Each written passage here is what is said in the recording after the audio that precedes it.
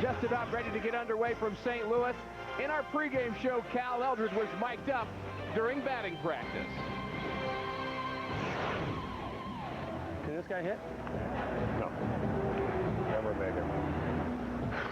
Think we could trade him? Get anything for him? Can't play first base either. Bucket of balls? You don't know the game. What are we going to do with him? Trade him? We'll keep playing him. Keep playing him? Colby! Hey, is that straight?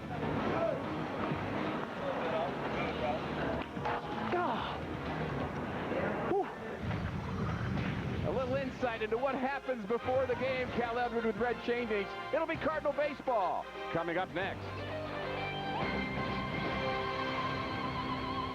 I'm Andrew Siciliano with this final score update. Randy Johnson is a 300-game winner, 24th big leaguer to get there, and the second oldest to get there as well at 45.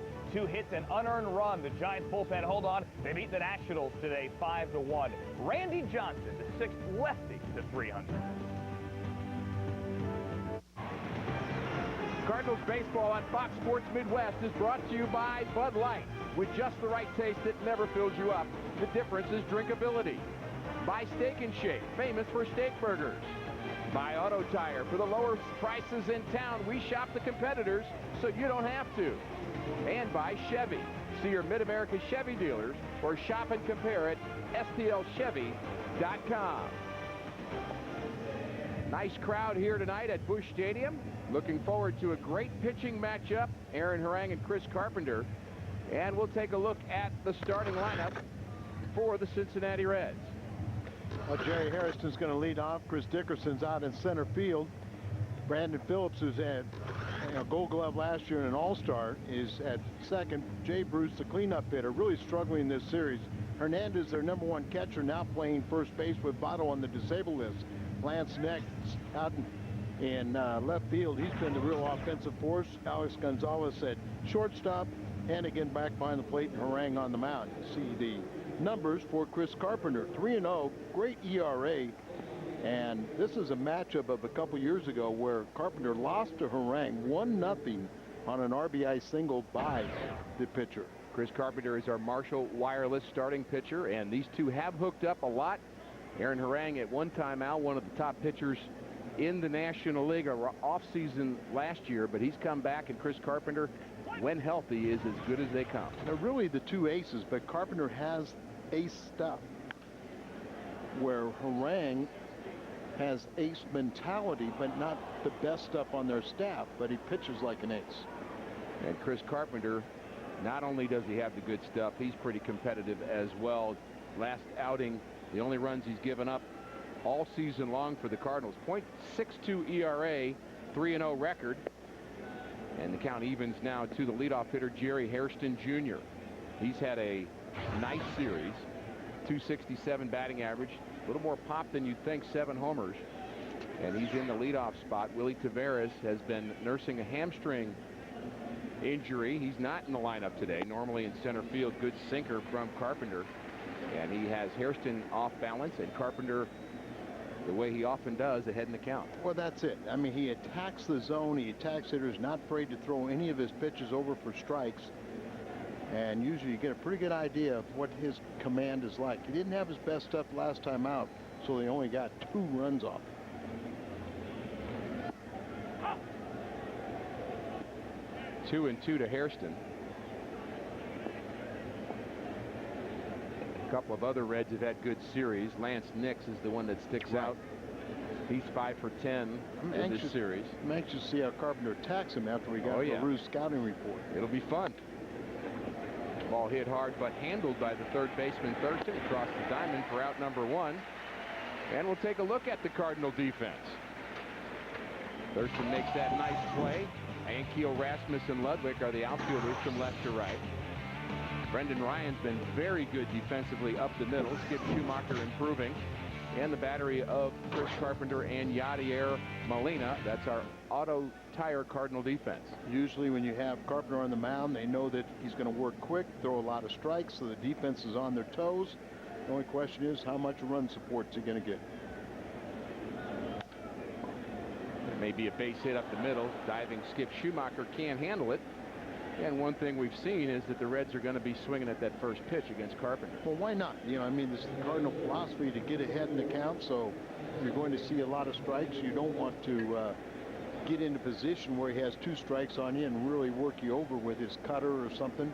He knows what to do with that. Yeah, so I mean, count, doesn't he? But you know what, good pitchers, they are ready for that. They're going to throw strikes, but they're going to keep the ball in the ballpark. And, you know, most of the time it's going to be right at a fielder, and if one sneaks through or something like that, the next guy has potential to hit a double play. Brandon Phillips with some power in the 3rd spot in this Reds lineup. 10 homers, 40 RBIs for Phillips. See if he swings at that first pitch down in the zone. I noticed yesterday, Al, that for both you and I, we both at the same time came to the same kind of forgiveness of the antics of Brandon Phillips on the same day. We noticed him early in the career. He used to do a lot of the antics that kind of drive us old-timers crazy, but he seems to be a lot more professional. Well, I think what it is now he was a wannabe. You know, he wanted to be a good player. Right. Now that he is a good player, he knows it, and so the antics have stopped. Well, the ability hasn't stopped, that's for sure. This Reds club begins action 4 games over 500. Ground ball left side. Probably not enough time to get to, but they do as Phillips hobbles down to first base. The Cardinals turn a double play. Good quick inning for Chris Carpenter. No score. On to the bottom of the first here in St. Louis. No score. Cardinals will get their first shot at Aaron Harang in front of a very nice crowd here in St. Louis. Here's a look at the Cardinal lineup. Colby Rasmus is very hot in this series, and he's batting in the 2nd spot in the lineup in front of Albert. Cardinals need to get a little action in this lineup behind Albert in the 4th and 5th spot. Aaron Harang, the starter for Cincinnati. You see, he's 500, and you know it's been up and down with him. His last time out, he really got roughed up by the Milwaukee Brewers. They hit 3 home runs against him, and he allowed 12 hits. We have seen at times that he can be a handful, as he's got, as I said, he's got the mentality of a #1. Doesn't have the physical ability, but he has very good off-speed pitches, and that spells trouble for a lot of the Cardinals' young hitters. And Harang completes our Marshall Wireless starting pitching matchup. Schumacher fouls one off over the Cincinnati Red dugouts. Skip Schumacher, one of the few Cardinals that's swinging the bat well, averaged just over 300.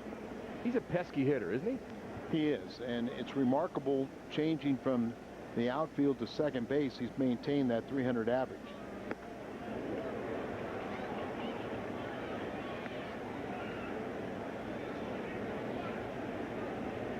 Skip hasn't done much in this series, just 2 for 10.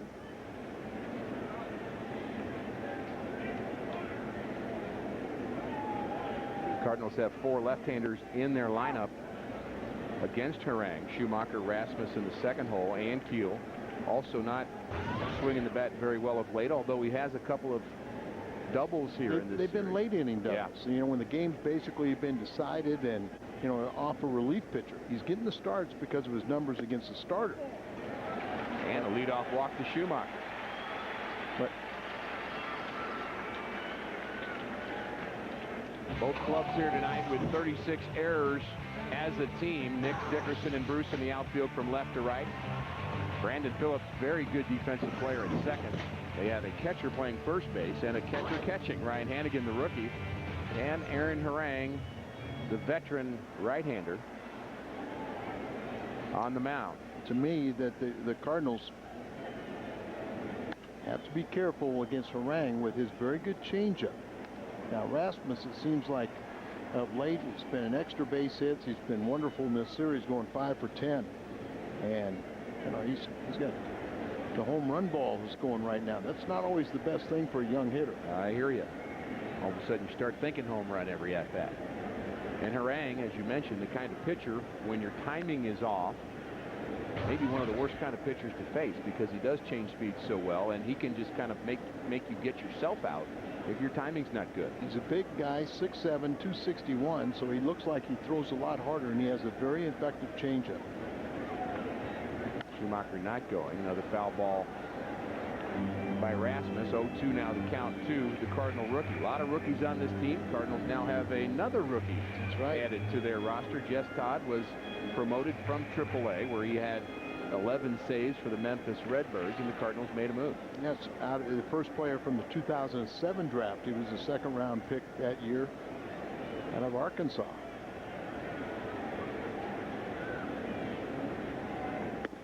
He was the Cardinals minor league pitcher of the year a year ago, and they've converted him to the bullpen. He's supposed to have an excellent slider. Not a real big guy. No. But has a very live arm, and the Cardinals' move was to send out Blaine Boyer, who was outstanding here yesterday. Both of us not real happy with that move, Al. They didn't really ask us. Hey, but did a great job. Now we're sending you to Memphis, but there's one problem with that. He has to clear waivers. He's out of options, so some other club could select him. And with the performance he put in last night, he retired the last 10 in a row.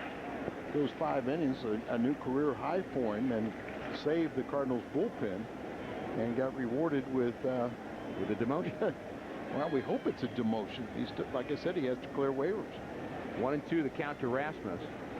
Big hole on the right side. And Harang keeps Schumacher close. Skipped just 1 for 3 in stolen bases on the season.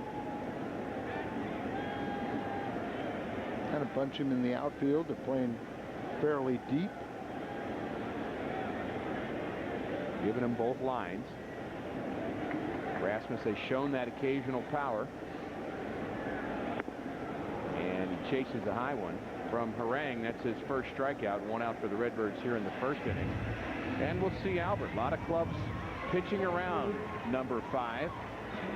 17 intentional walks on the season already, and the Cardinals need to get some offense behind him, or managers like Dusty Baker are going to take the bat right out of his hand. Well, I believe that Harang will go after him, you know, knowing that if I fall behind, I don't have to give in to him. I'm going to, pitch around him at that time. But keep the ball in an area, challenge him, try to get the double play ball. It's interesting that Albert has not hit Harang very well either. Batting average under 250, career against Harang, just 1 home run. So you'd almost think that the pitcher has maybe even more confidence, saying, I'm going to go right at it. Whether it's a false sense of security, we aren't sure yet, but there's respect. Working him away. And what you're talking about, and what everybody in the world sits there and goes, why would you ever allow him to beat you? Why even pitch to him? Now, that pitch was on the inner part of the plate, but the catcher was setting up away, so you don't always hit your spots, and that's where he still can be extremely dangerous. But until somebody establishes that they can hit behind him and protect him, there's no need to pitch to Albert. 1-1 to count to Albert. And time is called by the home plate umpire, DJ Rayburn. Rayburn, the umpire behind the plate. Jim Joyce at first, Brian Runge at second, and Darrell Cousins. And we found out that these guys not afraid to make a call maybe that goes against the grain here. The pitch to Albert. Well, low. A couple of the calls. You better get your tag down. Well, a couple of the calls have been with this home plate umpire. Rayburn, and he is a replacement or vacation umpire. So I think he will call the textbook a little bit closer than the others, because he's trying to make an impression and wants to do everything right. Good pitch to hit here. Albert hits it on the left side. This should be 2. Phillips makes the turn, gets out of the way of the hard sliding Skip Schumacher. A couple of double plays here in the first inning. We're through 1 inning of play. Jay Bruce will hit next for the Reds. If you're traveling and can't catch the Cardinals TV broadcast, catch all the action on your computer at MLB.tv. Catch over 100 live out-of-market games per week. For complete details, visit STLCardinals.com, where baseball is always on. Beautiful view of the Arch, and it is a gorgeous night for baseball in downtown St. Louis. And you've got a great degrees, right? 70 degrees, 71, I believe, at game time, and a great pitching matchup to boot, as Chris Carpenter works to Jay Bruce in the top of the second inning, strike 1.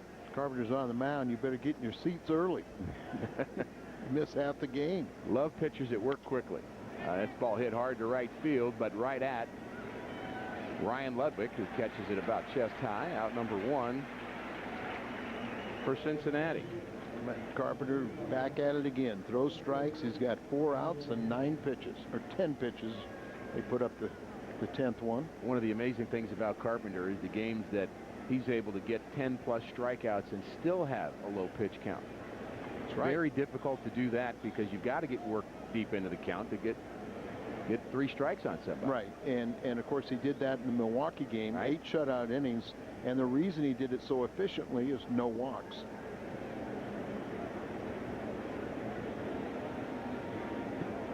Ramon Hernandez is a catcher by trade, been playing first base for Joey Votto, who's on the disabled list. He's been dealing with stress-related issues, and that's become the new injury in Major League Baseball, and a lot of folks are dealing with that. But Ricky, how do you have a stress-related, disablement when you're batting .357, 8 home runs and 33 RBIs? Seems like it'd be more stressful if you're hitting 190. Like Khalil Green, was dealing with failure has plagued him. But when you're Votto, he started with kind of some flu-like symptoms, and then he had to take himself out of a couple games, including one game after he hit 2 home runs. Got dizzy. And Khalil's got the support of all of his teammates. He sure does. And that's important. Teammates understand, they know what you go through, and the pressure of competing at this level, and a lot of attention on these guys, and that certainly has only increased over time as every game televised. At the end of every game, you've got a lot of reporters to deal with, and every place you go, you're a big leaguer, and the pressure to compete and to stay at that level is high. Good breaking ball from Carpenter, misses. People will tell you, a lot of highly talented athletes will tell you what motivates them is the fear of failure. Right.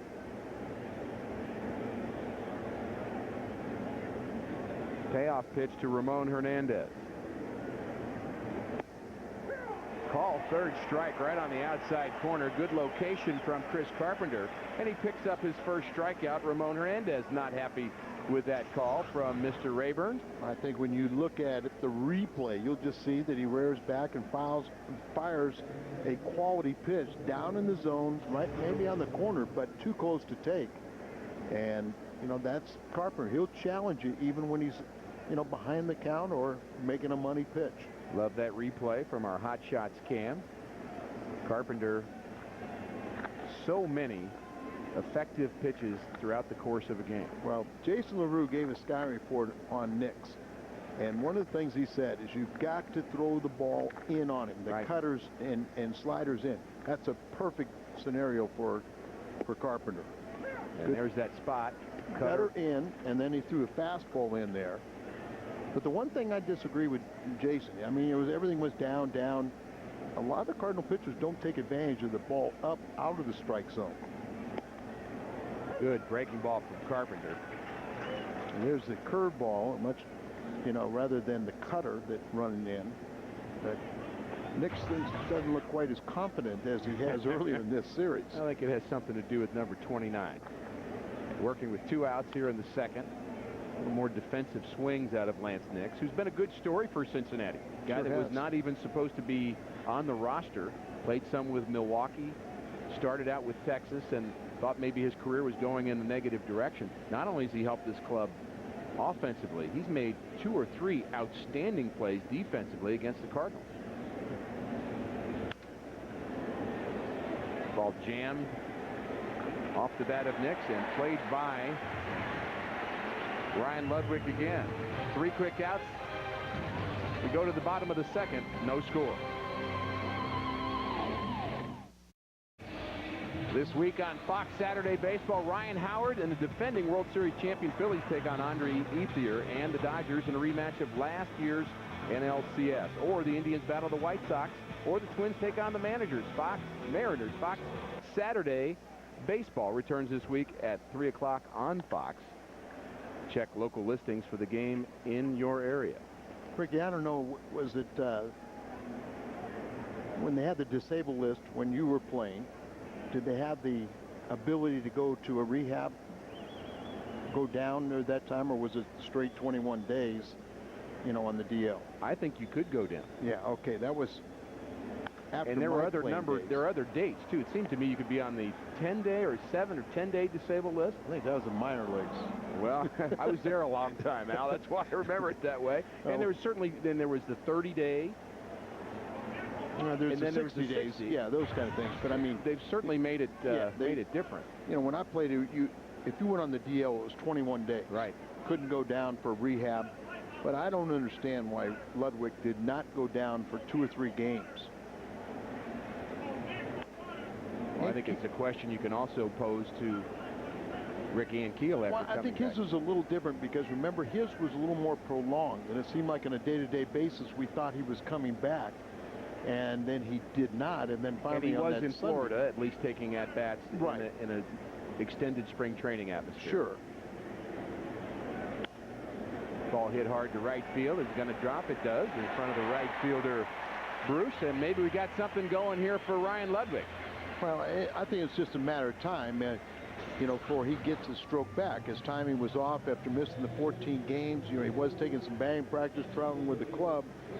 Not a vicious hit, but sometimes ball players, the inside-out stroke, they talk about a slump buster. You take it. You know, where maybe it's that little flare or that little quail, a bleeder that goes through that, and all of a sudden the hard hit balls that are caught, it's the little one that gets you going. Breaks an 0 for 14 for Ryan Ludwig, who's got a small lead at first. Ankiel, the batter. Ankiel at 223. Al already mentioned the 2 hits that he's had in this series. Both times his last at-bat of the game, as his timing is also improving, but not quite there yet. Yeah, they were doubles to left center off relief pitchers. He's only 2 for 12 in the series, those 2 doubles, and only 3 hits since he's come back off the disabled list. So really struggling against an off-speed pitcher. Anybody that could throw that changeup and keep it down and away has given him a lot of problems. Again, a tough matchup when you look at Aaron Harang. 1-1 the count to the Cardinal left fielder. Come in. I don't know why you do this unless you're really throwing a ball. But down there, down and in, you drop the bat head. That you're doing a left-handed batter a favor. Throwing a power pitch, you know, on the inside part to Rick right now is working in his swing.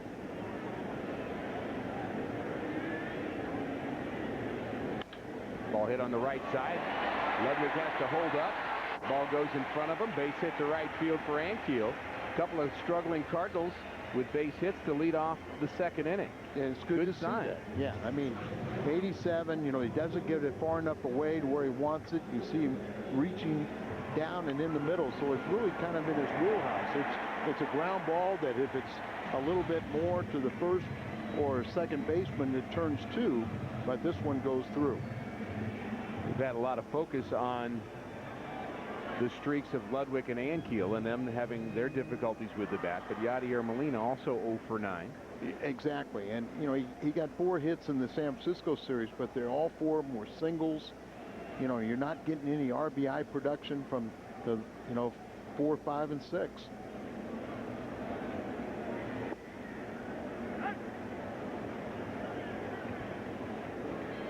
Hannigan has seen Harang miss too many spots out to talk to him. Tough for a rookie to go out and talk to a veteran like that. Hannigan's having a really good season behind the plate. He's throwing well. He's hitting well. Leads all National League rookies with his batting average of .329, but he's got to go out there and tell the veteran, hey, let's go. Right. And our Toyota keys to the game. And you see the Cardinals with runners in scoring position. In April, they were outstanding. But look what's happened since then. Only 2-0-1 in 30 games since a brilliant April. The Cardinals led the National League in hitting in April. You know, they got great starting pitching.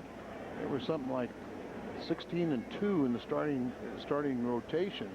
Then early in April, the starters really fell on hard times, and so did the offense. But then the starters have righted the ship along with the bullpen. The Cardinals still lead the major leagues in ERA, but very little run production. Interesting, the Cardinals not bunting in this situation with Molina, a good bunter. That ball behind him almost hit him. Molina wasn't happy early this week when he got hit by a pitch, slammed his bat down. That ball actually, did it go behind him or over his head? Well, they want to elevate the ball, but that just takes off and throws behind him, almost hits the bat. But you've seen that before, where it hits the bat, comes fair, and all of a sudden you got an at-bat. That's a bad day. Yeah, it's know when you're struggling then, and pitcher gets a gift. In this case, it'd be a double play, if not a triple play. You'd have to think that a sacrifice would be at least an option here. The Cardinals having trouble scoring runs. Molina, a good, very good bunter. Chris Carpenter pitching. You know, runs are important. I think Tony believes that Molina, when he is swinging the bat well, is one of his better RBI men. Problem is, if he hits anything on the ground, you know, they're going to get multiple outs. 3-1. You know, he does not strike out often. And if you're really trying to jumpstart this offense, would you start the runners?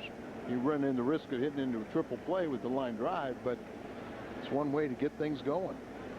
And there they go, and that is ball 4 as Ludwig and Ankiel did take off.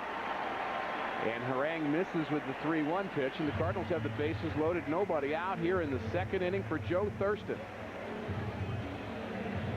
Ludwig, the runner at third. Ankiel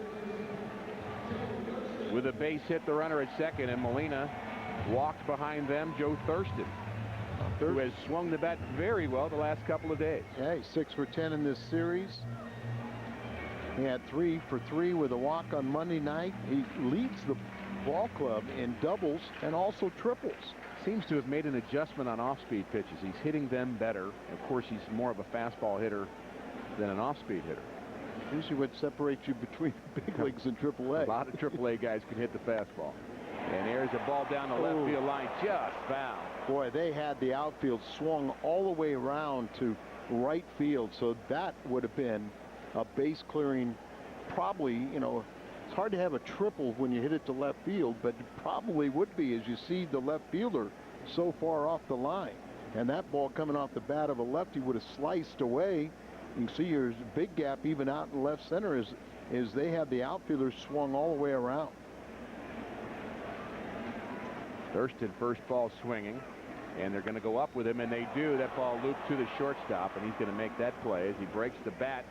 Infield fly. Thurston is retired for the first out, and now Chris Carpenter will hit with the bases loaded and 1 out. Oh, it's one of those times when the batter batting 8 definitely works against you. It'd be hard to maybe add that up over the course of a year and figure out, you know, the pros and cons of that. Understand that Tony's actually gone back to that exclusively.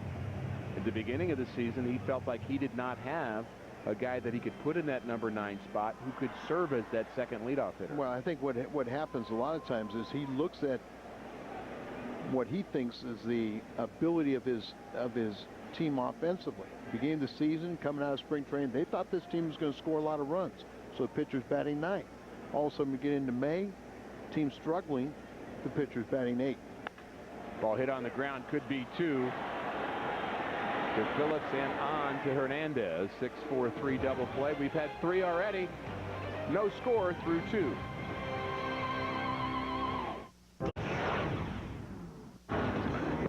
Too high. That way, Calvin. Thank you. You bet. Oh, I got that one. Straight 4 seamers? Yeah. Little cutter every once in a while. All you got to do. Cutter. Should.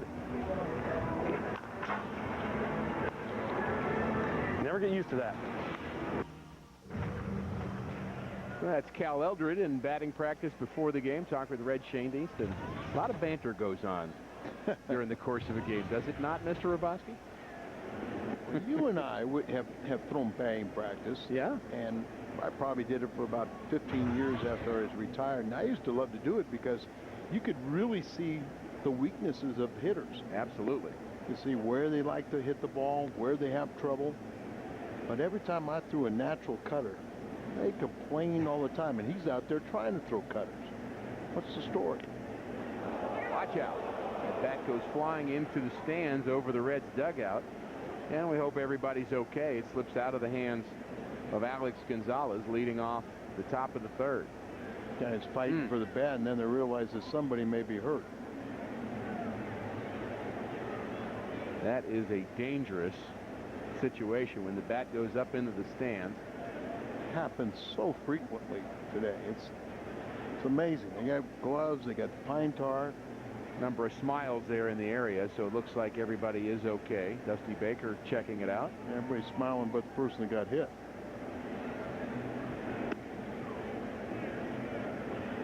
And Carpenter behind Gonzalez, 3-1. Shortstop Gonzalez back in the lineup here tonight. Fouls one off. Full count now. If it wasn't Gonzalez's debut, it was very close to it when he came up with the Marlins, and they thought enough of him to make Renteria available to the Cardinals. But he had a big offensive game, I know, at least early in his career. Ball hit hard to center, but the play is made by Colby Rasmus, and he got a pretty good jump on that ball.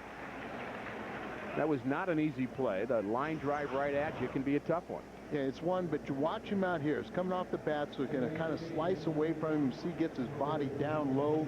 You kind of get a better angle to whether that ball's going to take off and go over your head, or if it's going to have that sinking action. Dave McKay works daily with the outfielders, hitting fly balls, trying to get them to find the nuances of all the different ballparks. Out there toiling with the outfielders. And he's had some work to do with Colby Rasmus, and you know, we love Colby. We think he's got a lot of talent and will be a Cardinal outfielder for a long time. But Dave McKay certainly dealing with him on the way he sometimes kind of, I guess I would say, saunters after balls, if I try to think of a nice word to say it. Very casual, and also his footwork when he's going to make a throw to a base, often catching the ball flat-footed, going backwards instead of having his momentum going towards the base. Again, something that you think he would learn. You'd also would have hoped he would have learned it before he got to the big league level. Ricky, you and I have both seen, and you have been a pitching coach in the minor league system before.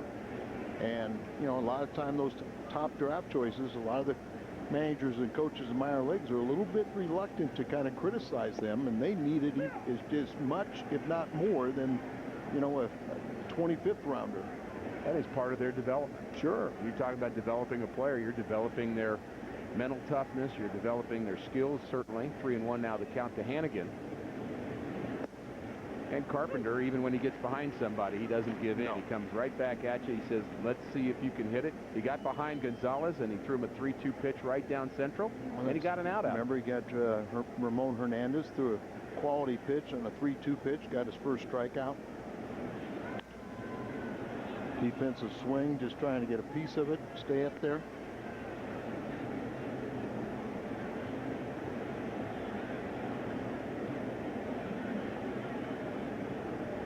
That's why it's so amazing. You know, we can't say enough about Albert Pujols, but when you have a superstar that works as hard as he does, it sets the tone for everybody else. Tough play for Ryan. Very quick hands. Takes care of Hannigan. And another fine play for the Cardinals shortstop. Get St. Louis's 2 favorite destinations for one great price with the Cardinals Six Flags double play combo. For just $50, you'll get a ticket to a 2009 Cardinals game and an adult ticket to Six Flags St. Louis. Get your double play combo today at STLCardinals.com.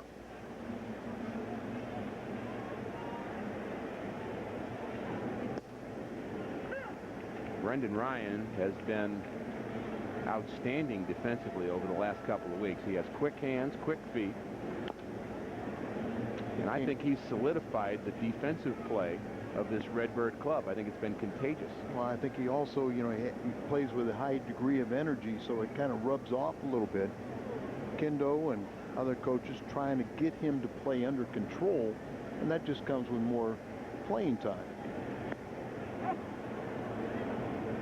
Bit high with the breaking ball. That's not fair.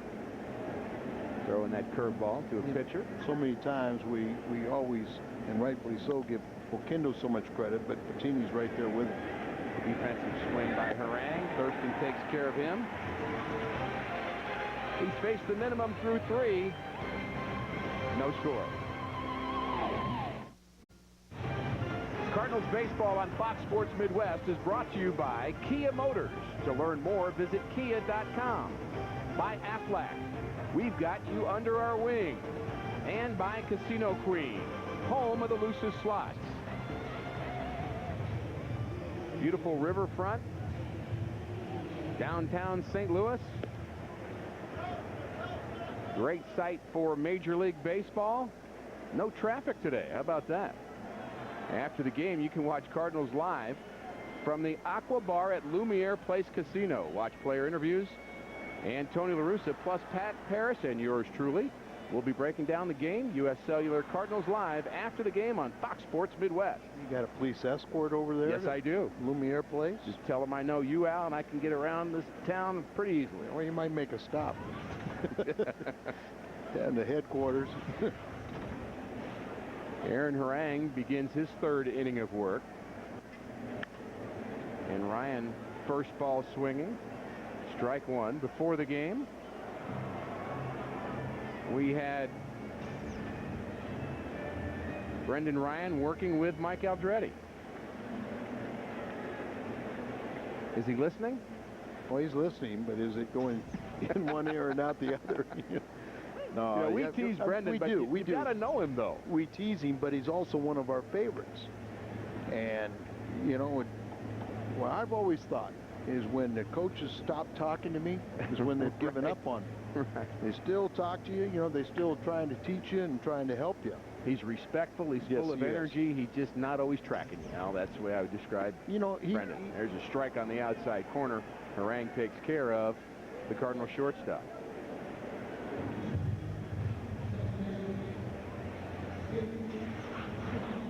So they drop down a little bit more. Just kind of throws it out there, and Brendan didn't think it was a strike, but I thought it was. Couldn't hit it. Perfect location. Fouled off. Stay up there somehow.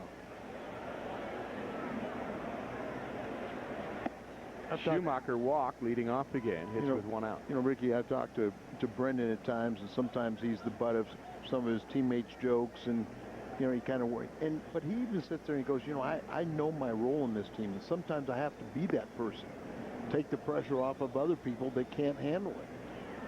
Well, he does not mind the attention. That's what I'm saying. For sure. Yeah, but he understands that, you know, there's that role where everybody, you know, he can loosen other people up. Comic relief. Comic relief.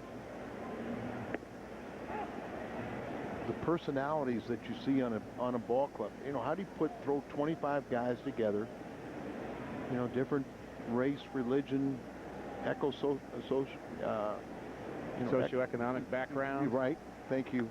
I knew where you were going with that. Virginia education.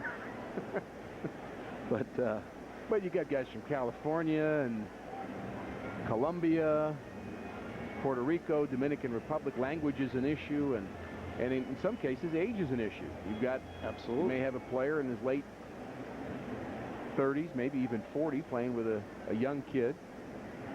Well, I go back to George Brett. George Brett told me, you know, we were teammates, but you know, he got married when he was 37. His last year in pro baseball, he led the team in home runs and RBIs, but he said, I had nothing in common with my young teammates. There's a base hit to left field for Schumacher. Beautiful swing for Skip as he takes the ball the other way, and he picks up the Cardinals' third hit of the evening. Skip is very good at going to the opposite field, and there's a lot of base hits out there. And you can scatter it around. You know, we were different type pitchers, but if I had a dead pull hitter, he was easy to pitch to. If you had somebody that used all the field, you couldn't stay in one location. You had to move the ball around a little bit, but you had a lot more respect for him. That's our Hot Shots view of the swing of Skip Schumacher, whose average continues to climb. Colby Rasmus struck out in the first inning. One of two Aaron Harang punch-outs on the night. Chased the ball up out of the strike zone. That's a pitcher's pitch. What you love about the battle between pitcher and catcher is they both remember that. And so the pitcher is thinking, well, if I get him 2 strikes, do I go up there again? Of course, the hitter's thinking, he got me that on that last time, so I'm going to look for something different this time. And that's that great battle that we love. Al. That's what I was talking about with Jason LaRue. You know, he's talking about how you got to go down, down, down. Sure, that's a great way to pitch. but there's a lot of outs up out of the strike zone too. Popped into shallow left field. The shortstop Gonzalez handles it. North Star is making this Sunday extra special with ice cream sundaes beginning 2 hours prior to the game in the Ford Plaza. Join us for music, fun, games, and don't forget free ice cream. Wow, that sounds good. While supplies last, North Star Ice Cream Sundays. Albert Pujols bounced into a 5-4-3 double play. Hits with 2 outs. And at least you like to see him hitting with a runner on base. Right, and we'll see if his recent trend continues. Ball hit hard to center field. Back goes Dickerson, but he can't go back far enough. 2-run home run for Albert Pujols. He crushed that ball to center field. Home run number 17 for Albert. We know what a great hitter he is, but you've got to question, why is he given such a pitch that he can hit so hard? There's 2 outs. It's the only guy that you fear in the Cardinal lineup right now, and you allow him to hit a 2-run home run. Definitely a mistake. You mentioned that maybe Harang didn't have enough fear for Albert since he pitched well to him in the past, and he just challenged him with that first pitch. Well, he missed location. Hannigan again set up outside, that ball right down the middle, and give Albert credit that he's ready for any strike he sees because he knows he's not going to see a lot. Albert excites the crowd here at Busch Stadium. A lot of buzzing going on here.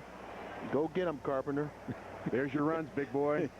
How many times did you ever hear that? You know, usually on a solo shot and say, okay, there's your run. Go get him. Bob Force used to say some guys get all the runs. Some guys get 8, 9, and then he would say, as his corollary to that, some guys need them. You're right. Some guys don't. Chris Carpenter generally doesn't. We'll see if he can let this 2-0 lead stand. Chris Carpenter's been outstanding all season long. He's such a competitor. And up until that shot, we've had perfect pitching from both pitchers. Hard shot handled by Gonzalez. Nice play. Spins around and throws out Ryan Ludwig, and he hits the ball hard. Maybe something going well for Ryan Ludwig. 2-0 Cardinals. Cardinals are 11-2 when Albert Pujols homers, and he did just that here in the bottom of the 3rd inning to give Chris Carpenter a 2-0 lead. And it was home run number 17 for Albert, and it went 431 feet. First pitch hit on the ground to Brendan Ryan, and he takes care of Jerry Hairston. And 1 pitch, 1 out, and let's go back to that home run swing. Well, Ricky, for number 5. Very few things you can do in baseball or any sports without balance. And we always talk about the lower half, how much everything's in sync. Look at the balance right there. And straight up, his head it doesn't move. There's very little movement in the upper body versus the lower body. Everything is in sync. Everything is balanced. There's a base hit to center field, a looping liner off the bat of Chris Dickerson, and that's the 2nd hit for the Reds here tonight, and he has both of them. Right. And again, first ball swinging.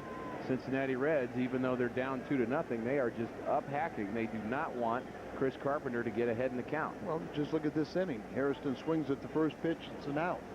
Then Dickerson swings at the first pitch, it's a base hit. But you've got the same scenario that Phillips now can hit into another double play like he did in the 1st inning. But Carpenter's out there. Very few times is that first pitch put into play. And even more rare is it a base hit. I think often people want teams to stop swinging the bat once you get down, but often that is taken as a sign of defensiveness by the team with the lead, and all of a sudden you start to bury them and just bury them with strikes, get ahead, and then hitting gets worse. Cardinal defense plays Brandon Phillips deep in the outfield from left to right. That's Ankiel, Rasmussen, Ludwig here tonight for Chris Carpenter. And Carpenter knows he's going to go out there and he's going to, throw strikes. They're great pitchers. You never could really appreciate them until they had a couple guys on base because they were pitching to contact. They were trying to let the guy make an out. when they got, a couple guys on, then all of a sudden they dialed in the fastball, had another foot on it. The breaking ball was much sharper because they were not going to let you score. There goes the runner, fouled off the plate by Brandon Phillips as Dickerson takes off. Dickerson does have 2 stolen bases. Well, it's more of a reflection of Carpenter that he's going to throw ground balls. So, Phillips hit into a ground ball the first time, a double play. This time they're trying to avoid that. They know Molina has a gun. And Carpenter's quick to the plate, as quick as anybody. Yep, but you got a guy that's a pretty good contact hitter in Phillips. And, might as well send that runner so they can avoid the double play. See if he goes 1-1. He's not. Swing and a miss. And you see that, how much sharper that breaking pitch was? Cutter right there, just, burying it down and away. You talked about the balance of Albert's swing. Very off balance there was Brandon Phillips. He was on his front foot. Ball sliding away from him, and he just could not keep his weight back. Swinging at the fastball, and he got the cutter.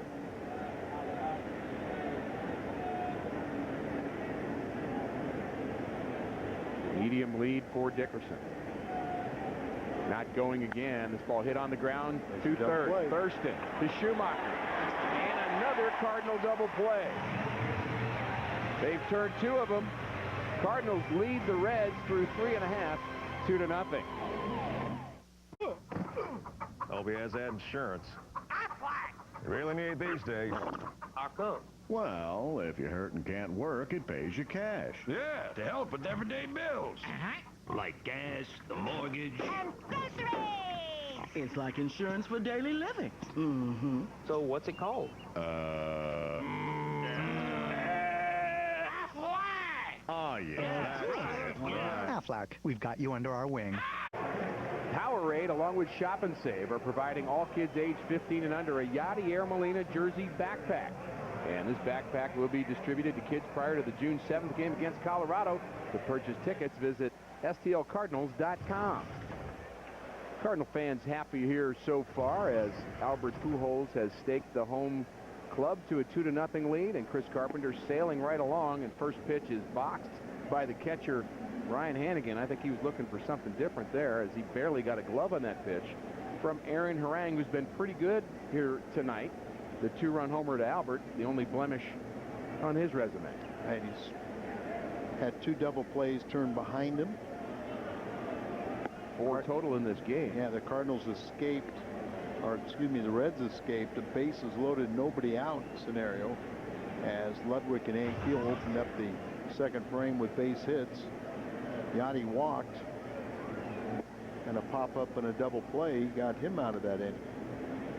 Ankiel had the ground ball base hit to the right side in that second inning following the Ludwig single. And Ludwig had another nice at-bat to end the third. He hit it right at the shortstop, Gonzalez. Gonzalez made a nice play on that with a bad, tricky hop. And we'll see if Ankiel can put together back-to-back good at-bats here for the Redbirds. And this game thus far not really following suit of the first 3 games of this series, which was all about guys coming in early from the bullpen and pitching outstanding. This ball hit hard to center field. Back goes Dickerson to the track, to the wall, and makes the play right in front of the center field wall, 400 feet from home plate. But Ankiel gave that a charge. Yeah, he hit that ball cleanly. Watch Dickerson go back. He'll feel for the wall. You can feel the transition from grass to warning track underneath your feet. So you kind of know you're getting close there, but he wasn't going to take his eye off it. He's tracking it down and feel for it. But I think right now Rick's had 2 good at bats. Absolutely. Yadier Molina walked and takes strike 1 from Harang. He walked to load the bases in that second inning, and Thurston popped out to the shortstop. Then an inning-ending double play off the bat of Chris Carpenter ended the Cardinal threat there in the second inning. We kind of signaled out the Cardinal outfielders in last night's game for lack of production, but got to get Molina going also. Absolutely. You look at, everybody's talking so much about third base and lack of production. There's a good sign. There's his hitting coach working with him. Well, you think he's trying to figure out Yadi's stance there? Yeah, but Pinheiro had a good bullpen session today, and he's in line for the start on Sunday. That was good news, Al. Yeah, because more good news, by the way. We have a baseball fun fact coming right around the corner. How about that? Well, we'll determine whether that's good news or not. You know, it's kind of scary, actually, when pitchers are talking about hitting. Hitters aren't going to listen to them. No, but it's nice when they talk about hitting because their pitching does the talking for them. Exactly. 0-2 the count to Molina. And this ball hit. Nice play from the backhand. The third baseman, Hairston Jr., throws out Yadier Molina. How about that play defensively? And a nice play at first base by Hernandez to pick it out of the dirt. I mean, there's a nice play here. He rushes his throw. He really didn't even have to do that, and makes it very difficult for Hernandez at the other end. But a good play, and this is a pretty airtight defense. When you think about Harrison and Gonzalez and Phillips, a Gold Glove winner at second base last year, and they're getting a lot of help from their catcher turned first baseman, Hernandez at first. Pitching and defense, the way the game is supposed to be played. Strike one on the outside corner to Joe Thurston. Thurston was jammed in his one plate appearance, popping out with the bases loaded, stranding 3 runners there, but he has been swinging the bat much better lately after a great April. And there's another case of the fake bunt, Al, with 2 outs. I was about to say, you know, that we have singled out the problems at third base, where we got an awful lot of production from Thurston and Barden in April. They are not that good, and they're not as bad as they were in May. Right. And Thurston's been swinging a good bat here early in June, but you know, these guys were, you know, they're spare parts. It's the Duncans, the Ankiels, the Ludwigs, the Molinas. Those are the guys that are supposed to carry and offer the protection for Albert. And these guys are just supposed to contribute. Barden and Thurston certainly did set those bars pretty high in April. They were so sure good. did. But what they really did is they kept the Cardinals really in it at that time. But it was a very good offensive team, and they just were contributors. And Thurston bounces out. Jay Bruce leads off for the Reds, 2-0 Cardinals. Here's the baseball fun fact I know you have been dying to hear about. When the St. Louis Browns became the Baltimore Orioles, that was 1954. The new owners threw the old uniforms out into the street, Al. I'm sure you didn't know that, did you? There's a lot of still Brownie fans in this town. They even have their own little society, and a lot of the old Brownies are still living in St. Louis. See some of them occasionally. Credit Keith O'Brien with coming up for those baseball fun facts on a regular basis. He does a great job researching those and trying to add a little color to this game of baseball. What baseball owner has is his uniform. His uniform in the Hall of Fame.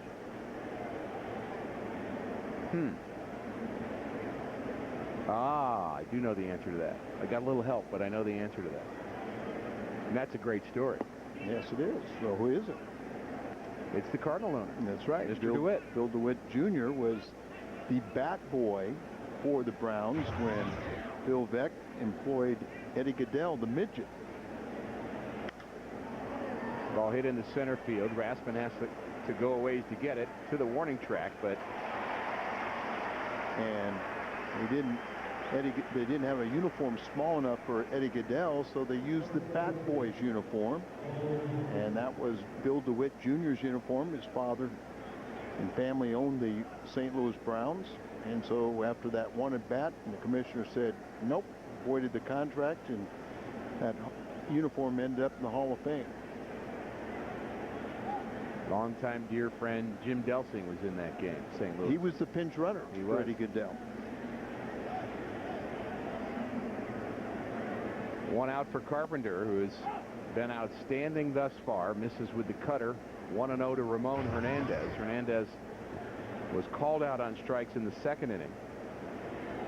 Carpenter with just 1 strikeout, but no walks. That key stat that you mentioned, Al, and there's a big swing there and a fastball up and in. Here we are, 4 1/3 innings. and a 1-1 count on the batter, and he's thrown 50 pitches.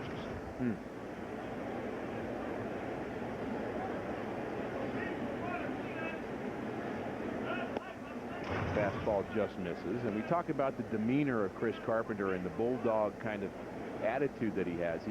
He's a bulldog, but he's not real demonstrative on the mound. You don't see a lot of expression from him. Have to. He doesn't have any give up many base runners. So, but I mean, the thing is he leads by example. You know, other pitchers just watch him and how he goes about his business. He's quiet, but he's thorough. He's complete. He just goes and attacks hitters. Very confident in what he does out there. 2-2 pitch misses, and another full count. Again, no walks thus far for Chris Carpenter. And he's given up just 2 hits, both of those to Chris Dickerson. And there's the ball beat on the ground to Ryan. He short hops it. Tough play. And he throws out Ramon Hernandez for the second out here in the 5th inning. Good example there, you know, of being aggressive, and then you can determine which hop. He gets the short hop there, but instead of laying back on it, you know, he gets the hop that he wants. Keep the glove down. It's much easier to bring it up than to go back down. Something about the way a shortstop plays this game. They are just a lot more graceful than any other position players. There's something about the way they field the ball, the way they move, the way they contort their body. We've seen the great ones here in St. Louis. Dal Maxfield, outstanding defensive shortstop. Ozzie Smith, perhaps the best in the history of this game. Ball hit the left field. Chris Carpenter gets himself another 1-2-3 inning as Rick Ankiel takes care of that. Carpenter will lead off for the Redbirds next. This date in history brought to you by Schnucks. June 4th, 1982. Bob Forsch wins game 100 in his career by beating Dave Stewart and the Dodgers 5-2. Bob Forsch, one of the top pitchers in the history of the Cardinal organization. He's 3rd on the all-time win list. And I got to see Bob Forsch when he was the 3rd baseman. You didn't play with him? Yes, I did. You did? Yeah, when he was the 3rd baseman in Modesto, California. Very good hitting pitcher in the big leagues. 1-0 the count to Carpenter, and then I also saw why he became a pitcher. Yeah, he couldn't hit the curveball, I'm betting. Fielding was a challenge too, but interesting. You know, but no, I mean, Bobby just, boy, you talk about a guy that taught a lot of you guys how to play the game both on and off the field. Great teacher. It's one thing to have a teacher who actually has the title coach or manager in a club, but you have to have the veteran guys that are teachers out in the bullpen and in the bus, on the bus trips and on the airplane and during batting practice. And Bob Forsch was one of the best at that. 1-2 to Carpenter. And at some point with Chris Carpenter, Al, don't you just want to not see him swing the bat? Aren't you just happy? You sound like Dan, and we miss Dan, but Dan goes, I did that in honor of Dan. Dan told me to ask you that question. And what we're referencing is he's on the disabled list with an oblique strain. If you're a right-hander, it's going to be your left side and vice versa, but he did it swinging the bat. Even watching him take batting practice before the game here, I had that same wincing feeling of, boy. He is not an accomplished hitter. No. And so what does he do? Hits the ball deep in the hole. I don't know if he can beat it out, nor should he try. As another great defensive play by the shortstop, Gonzalez. Big win this afternoon. Randy Johnson, game 1 of a doubleheader in Washington, picks up victory number 300. Kudos to the big unit. Yeah, and not only that, but, you know, sometimes a guy kind of backs into a 300 win. Not Randy today. He gave up 6 innings. He only allowed 1 run, if I saw it right. And so congratulations. 300 and 164. Now that's a great winning percentage. I think that qualifies you for Cooperstown. Because of that winning percentage, and remember, he's lost a couple of years because of back issues. Yeah, that would have come a lot. 300 is kind of that magic number too. Yeah, and he may be the last for quite a while, if ever. Brendan Ryan takes a pretty good breaking ball from Harang. I'm not sure where that pitch was. 1-1 the count to Brendan Ryan. He struck out looking in the 3rd inning. And the Cardinals have managed just 4 hits, but they do have a couple of runs thanks to Albert Pujols. As Ryan tries to bunt, hitting in the batter's box.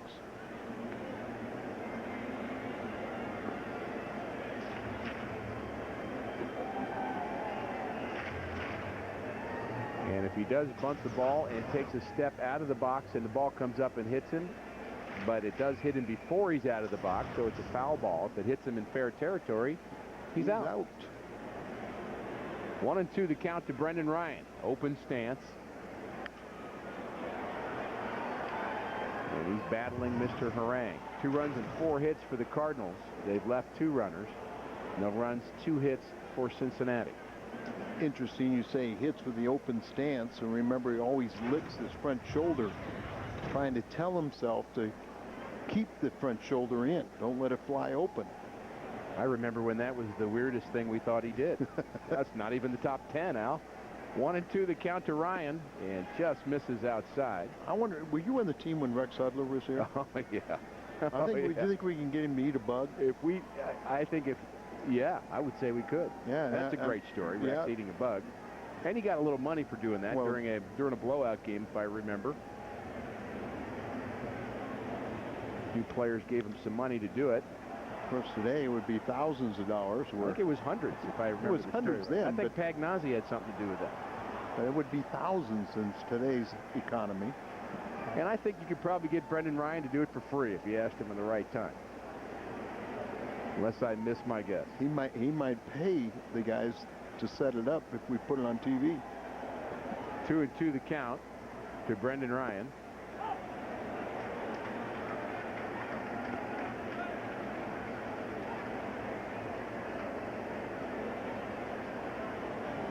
And you like the facial art?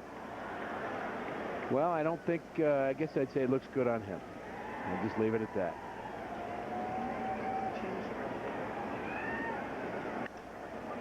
Flare to right field, but it will be handled by Bruce for out number 2 as Ryan tried to go the other way with a pitch down and away.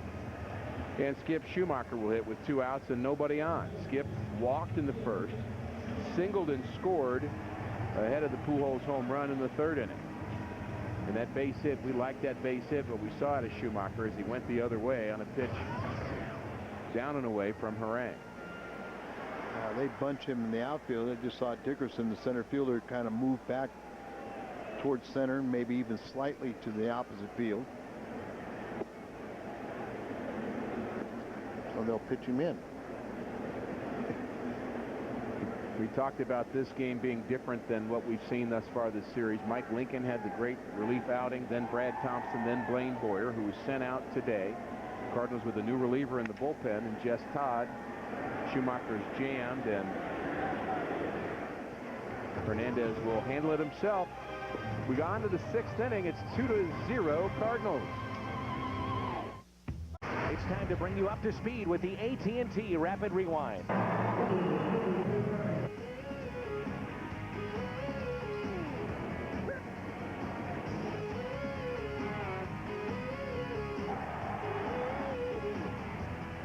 AT&T, the nation's fastest 3G network. AT&T, your world delivered.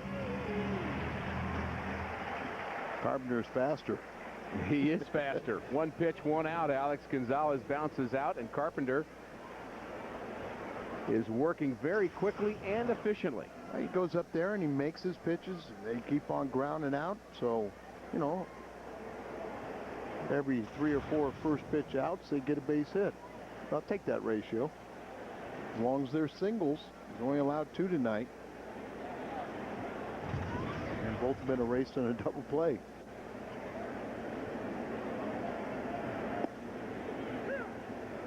Baseball is not normally one of the sports where you can talk about a player controlling the pace of a game. You think about that in basketball, and maybe they can do that in football and soccer and other sports, but Carpenter seems to do that. The game seems to revolve around his pace, which is typically pretty quick. Well, Ricky, we've seen a lot of pitchers attempt to do it, and very few can. Carpenter can do it, and it's surprising that the Reds don't step out or try to change that tempo. Well, what he's able to do, and you think about the great statement John Wooden used to make about being quick but not hurrying, and you get the sense of, you know, everything you do is quick, but it's slowed down in your mind. I think when some pitchers try to do that, Al, it just gets all blurry to them, and they don't make good quality pitches, and Carpenter certainly does. And there's another one. Good breaking ball.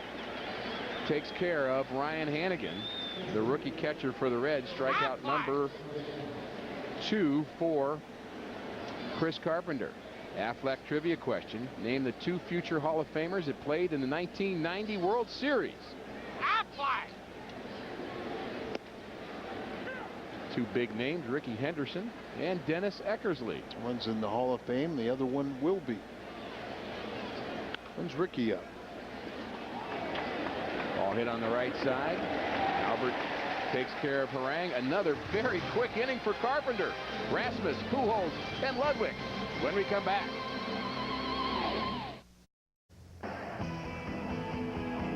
What's on tap? By Bud Light.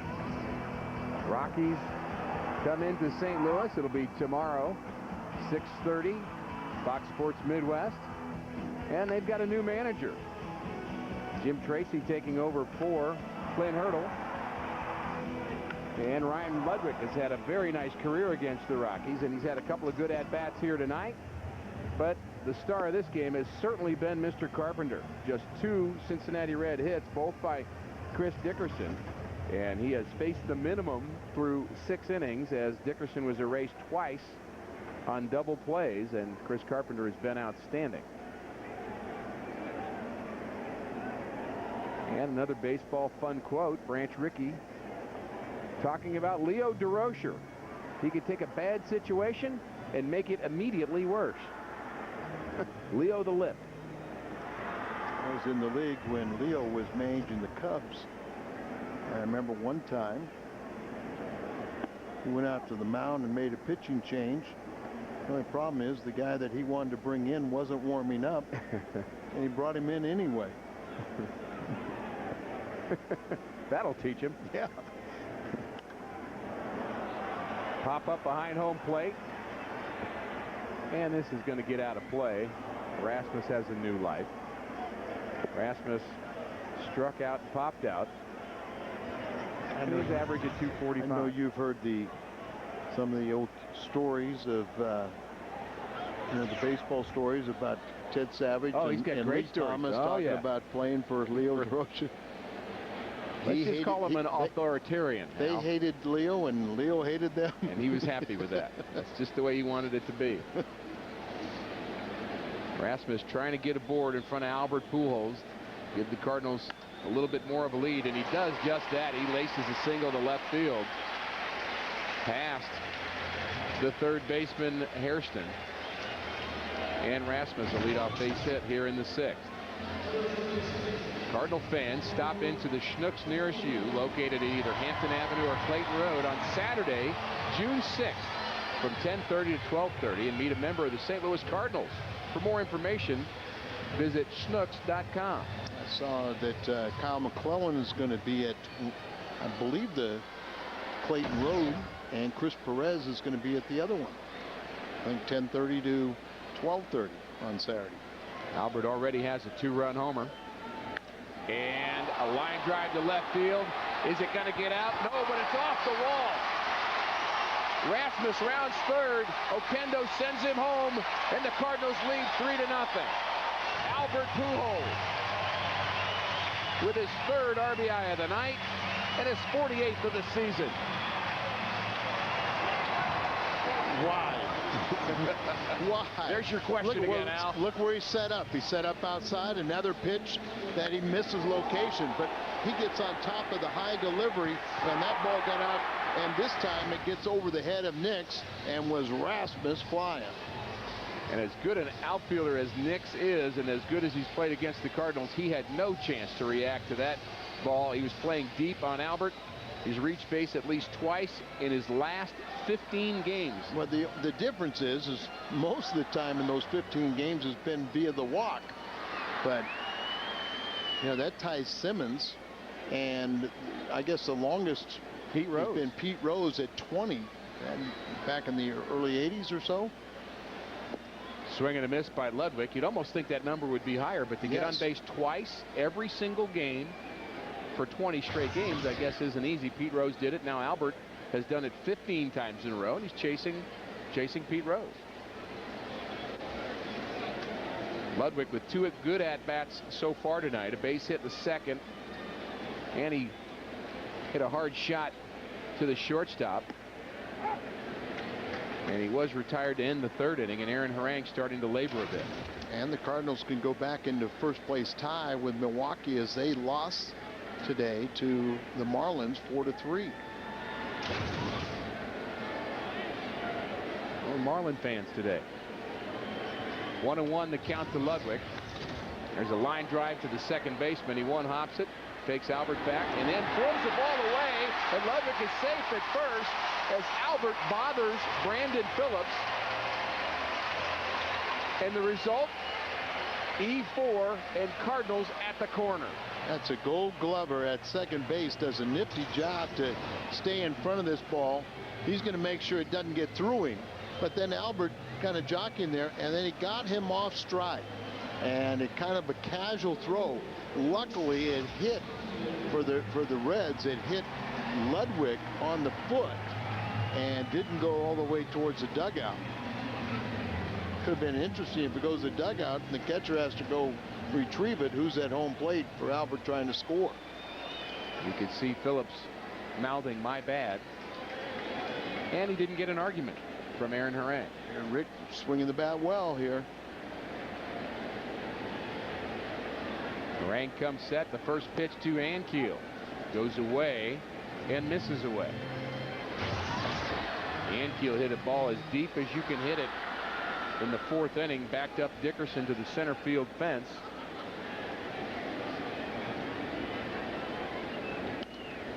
Jammed there by Harang. Cardinals with runners at first and third. They now have a 3-0 lead. Albert has been the offense here tonight.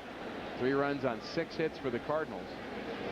Whatever it is, that Rick looks like 100% improvement. He sure does. Well, he's been in the last week or so. Swing and a miss. Particularly has looked bad against left-handers since he's come back. Well, I just think anybody that can throw a real good off-speed pitch down and away, particularly the changeup, you know, has his number right now. You can elevate the fastball on him too. Like they're going fastball in 1 and 2. Maybe doing him a favor.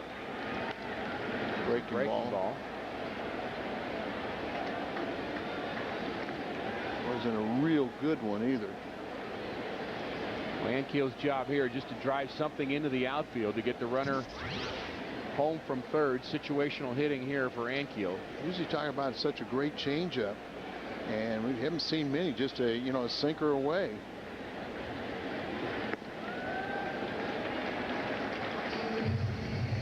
He's not had good command. He has not been able to get the ball down consistently either. Sometimes it can be a plus up out of the strike zone.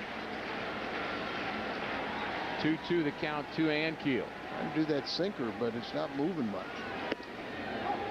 A little flat. Yeah. It's moving on one plane. It's not sinking down. 3-2 now the count. Ludwig the runner at first. Pujols the runner at third. And again, before he puts down the 1, he'll do that little circle indicating the sinker. Slider coming in on him.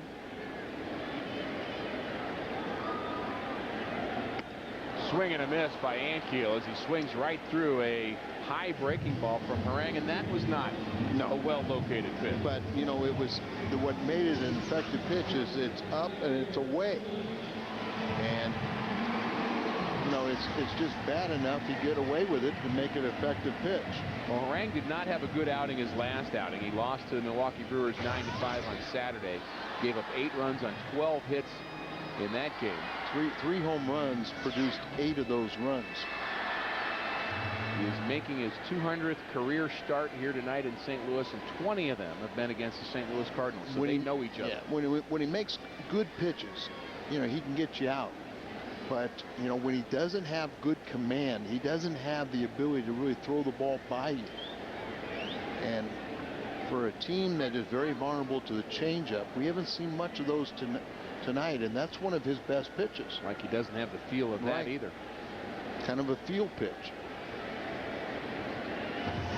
Molina 0 for 1 with a walk. He's 0 for his last 10. And he fouls off the first pitch. His timing's been a bit off as well. Ricky, you know, I mean, we talk about Harang as 6'7", and last year he got into a situation where they had like a 16, 18 inning game, and he came into that game in relief and really pitched well through, you know, 98 miles an hour. Really upped his velocity. Had some elbow issues afterwards. Molina hits the ball to the second baseman Phillips, and he's going to flip to short and on to first, and an inning-ending double play. But Albert adds to the Cardinals' lead. It's 3-0 through 6. Cardinals baseball on Fox Sports Midwest is brought to you by AT&T. Switch to the nation's fastest 3G network. AT&T, your world delivered. Chris Carpenter has been outstanding through 6 innings. The pitch count at just 63. You know, the funny thing is the third inning threw the most pitches, 17. It was a 1-2-3 inning for him with the 7, 8, and 9 hitters, and he took him the most pitches. I wonder if he's worked up a sweat yet. I'm sure he has. I'm sure he has, but he doesn't look it. Ball hit on the ground is short. Ryan again smoothly across the diamond to Albert. And 1 out here in the 7th inning, and Chris Carpenter continues to mow him down. The Cardinals Fox Sports Midwest broadcast team will be calling play-by-play live from the Champions Club on Wednesday, June 17th, when the Cardinals host the Dodgers. Al, myself, Dan McLaughlin will be out at the Champions Club to broadcast the entire game from Busch Stadium's most popular all-inclusive club. The Champions Club includes a full upscale buffet, 2 full service bars, and a great view of the game from the third base suite level.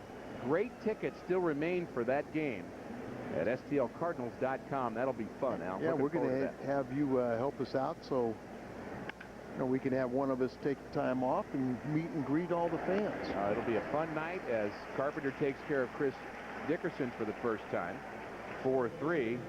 He has the 2 hits for the Reds. This copyrighted telecast is presented by the authority of the St. Louis Cardinals and may not be reproduced or retransmitted in any form. And the accounts and descriptions of this game may not be disseminated without the express written consent of the St. Louis Cardinals. 4 pitches, 2 outs here in the 7th inning, and at some point, Al, even if we think that you should be swinging at the first pitch to stay aggressive, you're in the 7th inning of a game. The other guy's mowing you down. Don't you have to step out, try to maybe take a few pitches? Well, or you change, or not. change the tempo, and you know he's dictating the pace of the game, and you're trying to slow him up a little bit. Maybe don't swing until you get 2 strikes. That might change the tempo. Brandon Phillips won't do what he's done the first 2 at-bats. That was hit into double plays as he hits with nobody on here and jumps out of the way of a nasty breaking ball from Chris Carpenter. 0-2 on Brandon Phillips. Very uncomfortable approach there. Yeah, look at that breaking ball. He just starts backing up and breaks over the plate. Called strike. 0-2. Now their curveball, didn't want it. Slider. And the pitch. Bit outside. You know, that jelly leg that we saw from Brandon Phillips. We've seen guys do that to set up pitchers. Jim Edmonds was really good at that. And Willie McGee, I think, sometimes set up pitchers. George Hendrick would do it, but I don't think that's what Phillips was doing. I'm not too sure that Hendrick, that Willie did it. You think he just made the adjustment? Well, I mean, Whitey used to tell me, he said, you know, how dumb pitchers are. He said they throw one over Willie's head, he swings at it. Throw one in the dirt, he swings at it, and then they groove one, and he hits a BB. Willie had some great years, didn't he? Yes, he did. Still he was an fun to all-time watch. favorite for many St. Louis Cardinal fans. No doubt about Number 51. Doesn't want that curveball. He wants the slider. And we see why as he takes care of Brandon Phillips 3 up, 3 down for Cincinnati. They're gone in the 7th. 3-0 Cardinals.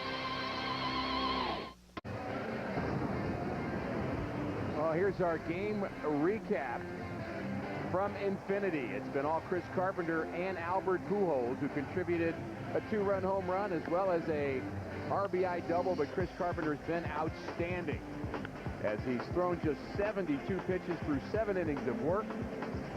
And he's given the Cardinals a 3-0 lead as they hit here in the bottom of the 7th inning. And Joe Thurston's first ball hitting as well. Pops up to the shortstop, and he'll take care of Thurston for the first out. And the Cardinals now following suit, Al, and swinging at the first pitch as well. And this has been a very well-played game, and I think part of it is the pitchers throwing strikes. No doubt about it. And part of it is guys up there swinging the bat. You know how much we look forward to the matchup, whoever Chris Carpenter's facing. We know we're going to get that really good effort, and the Cardinals are going to have a great chance to win. I think he translates that to his entire team. All the fielders know that they're really going to be on their toes because it's going to be a lot of first ball hittings. He's throwing strikes. Struck out 3. He's got 11 ground ball outs, and that makes you think, why swing the bat? It was an odd-looking swing from Carpenter. I think he was more disappointed in the way he swung than he was hurt by it. As he's smiling, but with his reaction, you wonder. Well, he gets kind of jammed a little bit like this, but you see that, and you're going, why swing the bat? It wasn't like, oh, I missed it. Dan would be happy we're talking about that. 1-1, and takes the fastball high. Tony West was woken up on this pitch before, Al. Right. Handling our camera behind home plate. He's inside that little camera right there. He does a great job. He really under does. tough working conditions inside that camera. He's really a giant of a photographer too. How about that? Chris Carpenter with a base hit into the left field corner, and Chris Carpenter gets his first hit. Think we ought to get a pinch runner for him? No. Just let him stay right there. Well, same pitch that he swung awkwardly on. Now he gets by the third baseman Harrison down in the left field corner, and he has his first hit of the season. Now is where you go station to station, Al. This season against the Reds, Chris Carpenter and Albert Pujols. Pujols 7 for 24, 2 homers, but Chris Carpenter with his start tonight continues to pitch well against this historic franchise. That's one of the things I like about it when the Reds and teams like the Dodgers are in town. You're talking about clubs that have rich tradition. Well, sure. I mean, great players in their history. I think the Cardinals recognize 1892 as the year of their existence, and the Reds, I believe, are 1882. The oldest National League. Red Stockings, or red legs, so. Whatever we called them. I wasn't around then. I don't know, but I was, but a lot of years of playing in Cincinnati, and there's a strike on the outside corner to Brendan Ryan to even the count. And they're playing behind Carpenter, of course, at first base. And he's just going to go station to station. And even on a ground ball, you just hope he just kind of gets out of the way. He doesn't have to try to break up a double play here. Right, here's where you just kind of have to use your brain. 1-1 the count to Ryan. Swing and a miss. A lot of people, Al, I think, even thinking about Loesch last night getting injured, making a play. But, at some point, your competitiveness takes over. He dove for a play, a bunt from Cueto, then tried to make a throw to first base, re-injured his forearm, but I don't know how you stop doing that when you're a competitor. There's a base hit to right field for Ryan. Yeah, it's easier said than done to say, okay, don't overextend yourself, do this and everything, but these guys are at this highest level because they are competitive. And we may think the Carpenter runs a little too hard on this one. Just get to the bag and stop. Don't even he rounded it. Yeah, I mean, don't have to do that. Just get to that bag and hug it. I mentioned Rex Udler earlier, but I used to love to describe Rex. Rex ran until they tagged him out. That's true. Fernando Vina did that from time to time. And our first baseman does that every once in a while. But you know what? He's always safe. Yeah. He always forces a bad throw somehow. And actually, his defensive aggressiveness may have caused an error in the 6th inning. It didn't come back to hurt the Reds, but it was Phillips' fourth error. Yeah, it did prolong the inning, though. And Albert's getting that reputation of putting pressure on defenders, and good for him. Burden is warming up for the Reds. He was just recalled when they put Volquez on the disabled list. Schumacher fouls that one off to the left. There's a big gap in right center field for Skip Schumacher. The center fielder is Chris Dickerson. He's playing in place of Willie Taveras. We kind of were hard on Willie Taveras early in this series when Nick Stefanoa had a fly ball double to center, but his hamstring was just not quite healed, and he just wasn't able to run. It looked like he was running in mud in center field. Right. And he's such a fast runner, but he's just not healthy, so he's out of the lineup tonight. If that's the case, you know, and it could have possibly cost them the game. Absolutely. So, you know, you just got to go with healthy bodies, especially late in ball games. 1-2 the count to Schumacher. He hits with 1 out. Cardinals 7th inning. Cardinals lead 3-0. Carpenter the runner at second. Ryan the runner at first. Ball hit to the first baseman. He's going to go to second first after hesitating. Then the throw on to first in time to get Schumacher. That's a 3-6-3 double play. Cardinals have hit into 3 of them, but they do have 3 runs.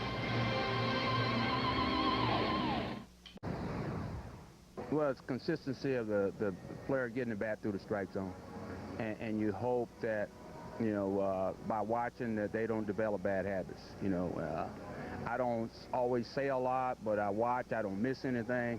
But the main thing you want the guy to do is take a good BP, prepare himself for the game. Don't go in there try to hit, you know, every pitch out of the ballpark. Use the field, get loose, work on his timing.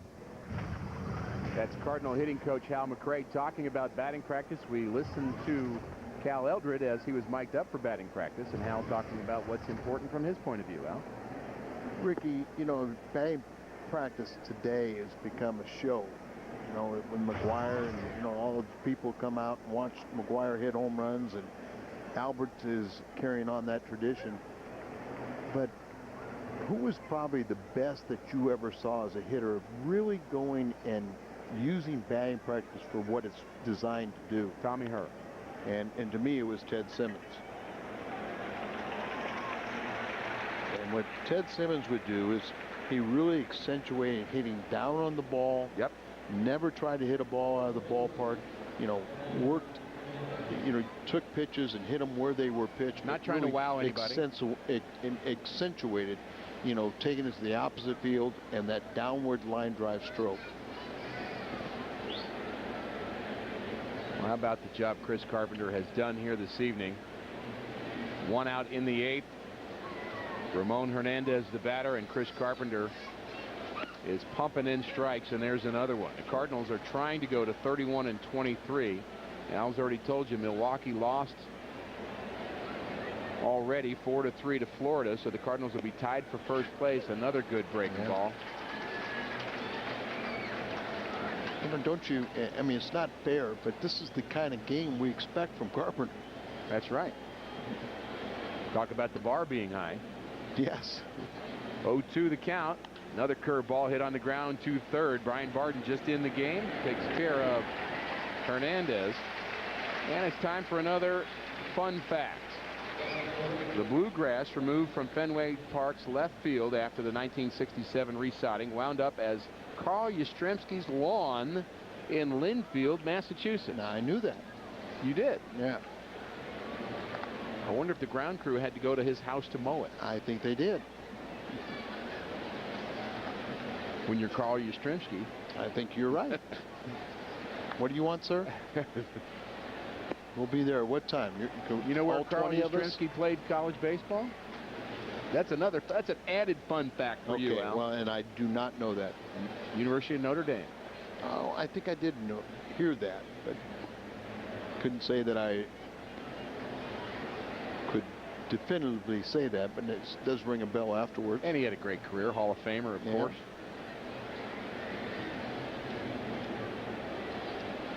1-1 the count to Nix. This ball hit high and deep to right field off the bat of Lance Nix, and it is gone. Lance Nix with his 3rd home run of the series, his 7th of the season. And the Cardinals' lead is now 3-1 as Nix got a pitch up and in from Chris Carpenter. And not perhaps the spot that Jason LaRue was talking about, Al. Well, let's see. And you can tell right now it's not there. It's out over the plate. It's down. It's right into the swing of his, a low ball hitter. Gets the full extension and he hits a home run. That's what also, LaRue said. Pitches like that are supposed to be hit out. Exactly. Missed his spot, and he hasn't missed very many spots today. Chris Carpenter has given up just 3 hits. Now, Nix was one of the few guys that's been able to put the ball in the air tonight. All 3 plate appearances, this one over the fence. The Cardinals can tie Milwaukee with a victory here tonight. Cincinnati began play just 2.5 games back, and Cincinnati's been one of the best road teams in the National League. They're 15-12. Only the Phillies and the Dodgers have a better road record than the Cincinnati Reds. And what gets overlooked is it's been Albert and Carpenter. No other support other than defense. And Barton takes care of Gonzalez. We're going to see Albert again when we come back. Cardinals baseball on Fox Sports Midwest is brought to you by Budweiser Select. Full flavor, 99 calories. The exception to the rule. And by Bank of America. Cardinals banking only at Bank of America. Beautiful night for baseball. Cardinal fans have been treated to an outstanding performance by starting pitcher Chris Carpenter, who's looking for his 4th victory of the season. He leads 3-1. The offense has been provided by Albert Pujols. 2-run homer in the 3rd inning, 431 feet, and an RBI double in the 6th. It's hard to believe that as good as Carpenter is pitching today, his ERA has gone up 1,100 points. But Harang, give him credit. I mean, Cardinals have had him on the ropes, but they can't put him away. And he's certainly been battling tonight. Does not have the same kind of stuff that Carpenter has. He's missed his spot quite a bit, missed location. Does not have overpowering stuff today. Does not have the good changeup, but somehow managing to get outs when he needs them. I said the Cardinals had 3 double plays. There have been 4 double plays that the Cardinals have hit into. And you know what? This would be a 1-0 Reds lead if you took away Albert. That's how well he's pitched, but you got to say, why has he allowed, Albert to get 2 mighty swings against him and do all the damage?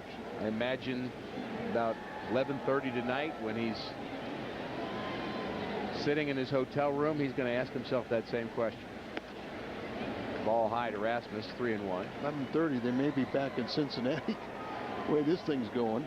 It might be right. Odd homestand. The Reds are going home for just 3 games against the Chicago Cubs. And the Cubs in Atlanta were rained out, so Braves are probably watching this one. Or excuse me, the Cubs. The Reds just haven't really had a big losing streak all season long. They've never been more than 4.5 games out of first place since the start of the season. The Cardinals' low mark has been 3 games out, so both these clubs hanging with the division leader, which at this point is the Milwaukee Brewers. And you've got to figure the Chicago Cubs are going to play better before the season's over. Yeah, they, once they get Ramirez back and settle things down their bullpen. But I don't see any team in the Central Division running away with it. I don't either. And that's good for baseball. I mean, it's good to see that there's going to be competitive teams. Probably Pittsburgh and Houston will not be part of it, but there'll be a 4-team race with everybody else. 3-2 pitch is hit high into right field. And Jay Bruce will take care of another first-round pick, Colby Rasmus. And our prime cut of the game was delivered by Albert Pujols. Our prime cut by Hardy. Seen missing location, and Albert hits his 17th home run. Last time out, missed location. He hits a double, or just a laser off the wall. And all 3 RBIs for the Cardinals tonight off the bat of Albert Pujols. And there's a bullet. What a play by the third baseman. Oh, my. You can't hit a ball harder than that.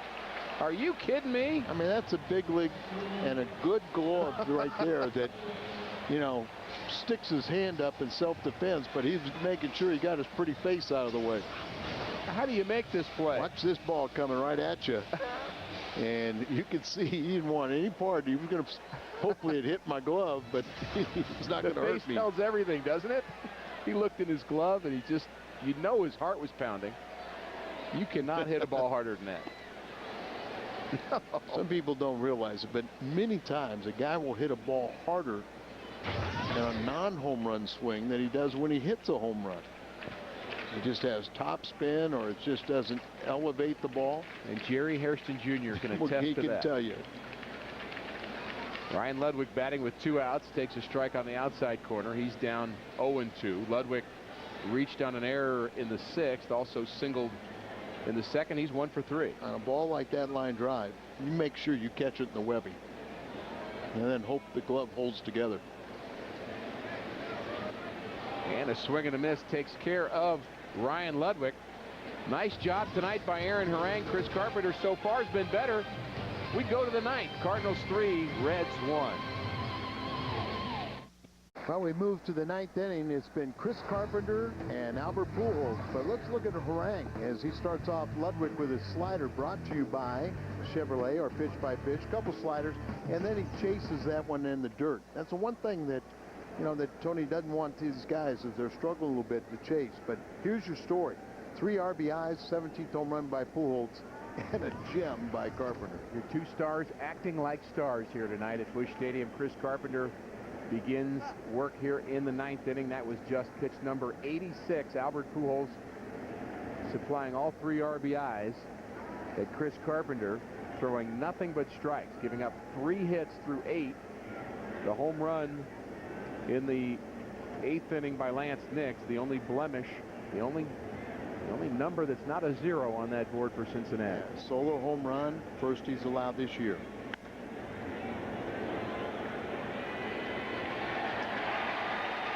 And there's 1 out, fly out to right field, and let's go to Jim Hayes with the U.S. Cellular Cardinals Live preview. Jim?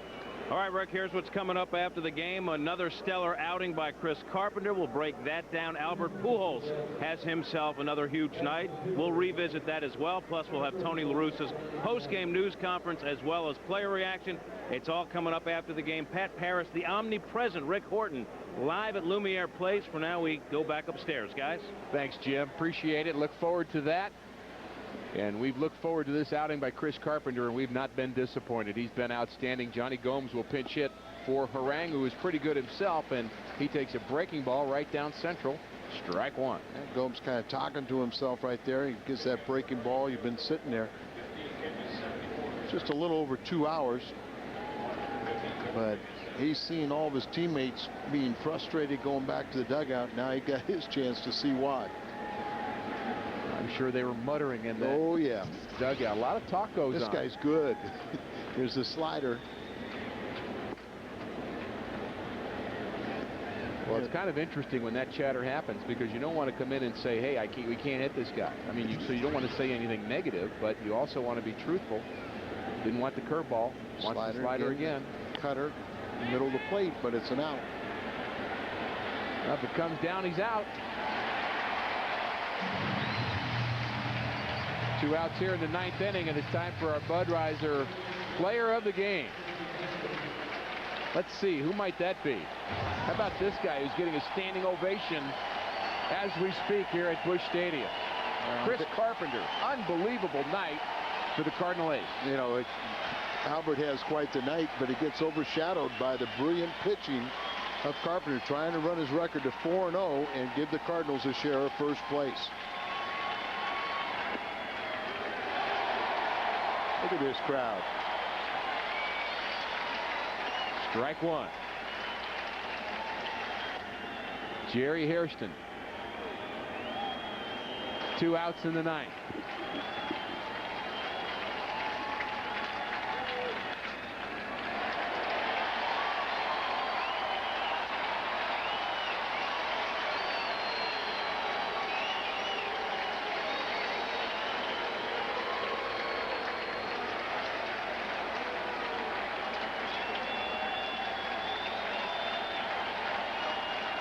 Cardinal fans anticipating. Fly ball down the right field line, and it is foul. Did you see the extra effort from Ludwig on that? I mean, he's always given flat-out hustle, but just a little bit special to be playing in a game like this and wanting to preserve a gem for his pitcher. 39,249 fans have gotten their money's worth tonight. I think Tony will enjoy talking to the media tonight. I think he will. Well, one more out to get. How about ended on your 95th pitch? 0-2. That slider's been a good pitch for him. Molina wants the curveball. He's changed, wants the fastball in. Jammed him. Ryan to Pujols. And Chris Carpenter has picked up his 4th victory of the season. An outstanding outing for the Cardinal ace.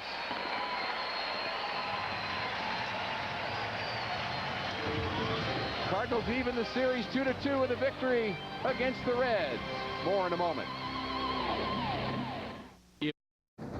The game is over with a Cardinal victory. Rick Horton and I are standing by to bring you U.S. Cellular Cardinals live from the Aqua Bar at Lumiere Place. Ricky's on his way over from Busch Stadium to join me. Here's what you can expect on Cardinals Live, the post-game edition. It's Carp versus the Harangatang, Part 6. Was it more like Rocky 6 or Return of the Jedi? We'll break it down. Plus, the 13-man pitching staff is running on E. Who's the latest Memphis Redbird to join the Coop? And we'll take you back to Busch Stadium for player reaction and Tony the Rooster Sox as well. Happy birthday, Noah Wiley from ER. Your Thursday night show is flatlined, but U.S. Cellular Cardinals Live will get your heart pumping again. Stick around. It's coming up next.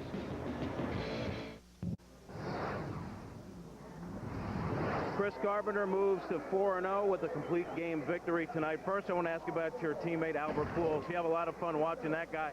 2-run homer, the run-scoring double as well. What do you think about a guy who does that so consistently, no matter what the offense is doing? It's amazing. You know, you got a player like that, and I think that these people here don't realize what they've got. This guy can come out every single night. It's come to be expected of him, and that's unfortunate. But he's a great player, a great hitter, the best I've seen. I've been able to watch him for 7 years, and I've never seen anything like it.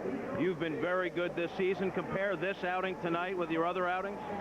It was good. You know, again, I kept the ball down and moving and off balance, and you know, I made one pitch that I didn't like that he hit out. It was just a spinning slider in there, but you know, win's a win, and that's what we're looking for. And it was a fun night. Do you know early on when you have it going, when you have your command, the velocity, and everything's working? Well, I'm just you know, I'm going out there trying to go as hard as I can. I say that all along. If I execute, I'm going to have some sort of success. If I don't, I'm going to get beaten. And